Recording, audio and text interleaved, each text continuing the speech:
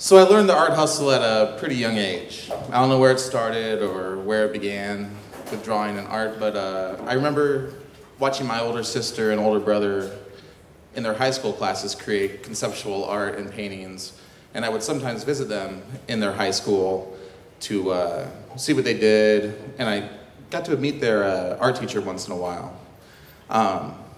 So when I was in first grade, I would spend my days waiting for my parents to pick me up from school or to get on the bus drawing the coolest things I saw, like Teenage Mutant Ninja Turtles, Super Mario Brothers, even Back to the Future, even though I didn't get the whole concept, it was great. And eventually my classmates got turned on to the idea, and they were like, hey, I'll offer you $1 for that, or $2 for that. And I was like, ooh, yeah, I can, make some money off of this. And I was a cartoon knockoff making machine.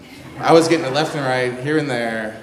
It was my first time that I noticed that I could make a living off of something that I was good at, that I had a talent for, created something that people liked at a very simple form. So eventually, I'm just this little kid, with bleach blonde hair, wearing a skater dye tie-dye shirt, wearing a patch over my left eye to correct the blindness on my left eye, and just kind of like an adorable child pirate.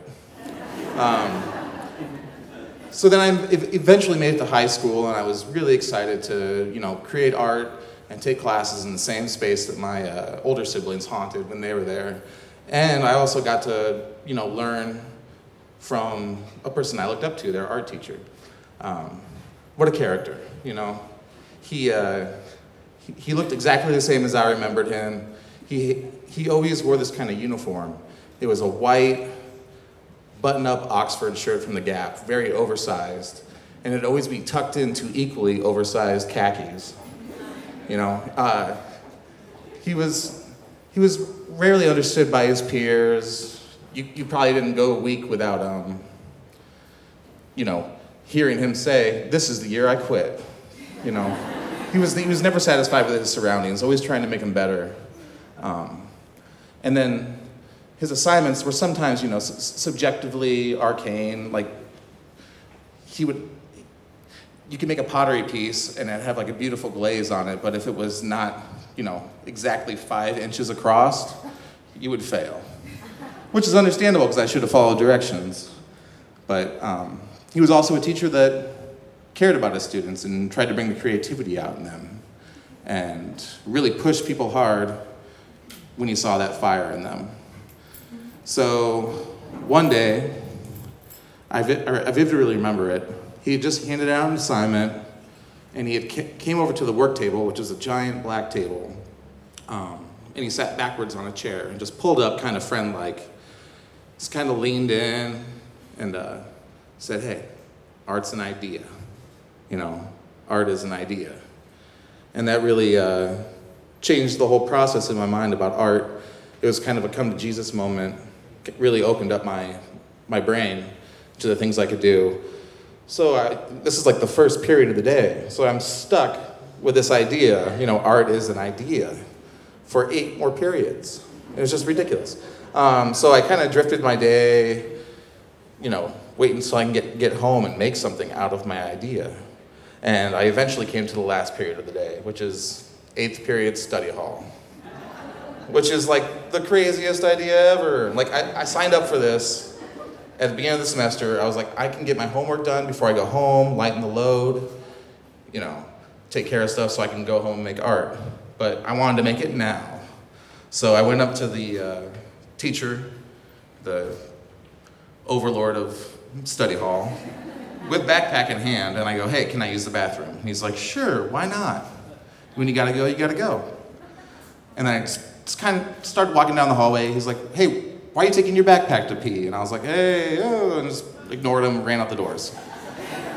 Walked home, eventually made it home even quicker than if I had waited for the bus to show up, and boarded it. So I went to living on a farm. There was lots of materials that were available. So I had a bunch of old wood. So I grabbed a few pieces of those. I noticed some arrows on the shelf that, archery arrows that weren't being used ever. along with some cans of paint, and I kind of like got right to work. So I assembled the wood, you know, this is a piece from my idea.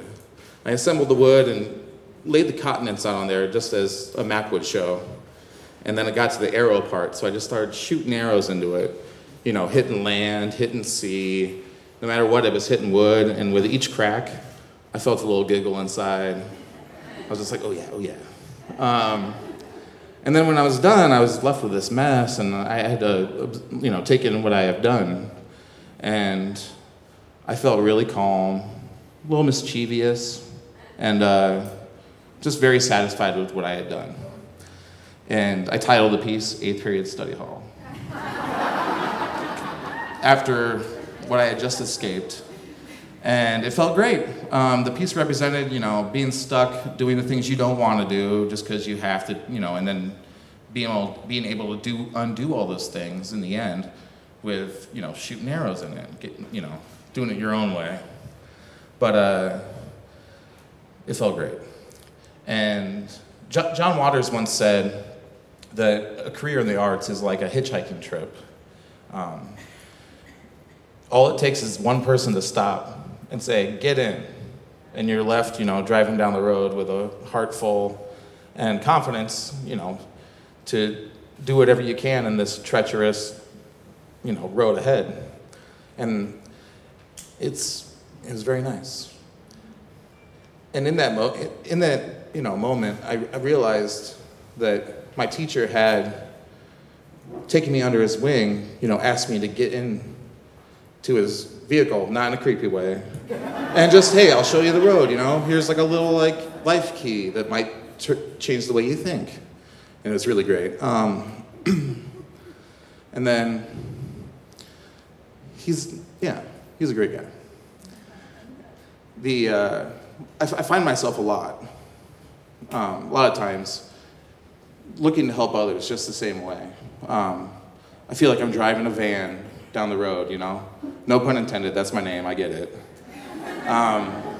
Because the world needs more artists that have something to say, you know, kind of that bring the light out of the darkness and new ideas. So I try to spend my days like that. And sure, I make art once in a while for, you know, solely for purchase. I've done my fair share of colorful skulls. I've done about 1 million Capitol building paintings. And I even did a silly mural for a reality show. But that's all just for gas money, you know? Getting around, navigating, getting through life. So here I am, a largish van, driving down the road. If you need some help, just wave and I'll pick you up. Thank you.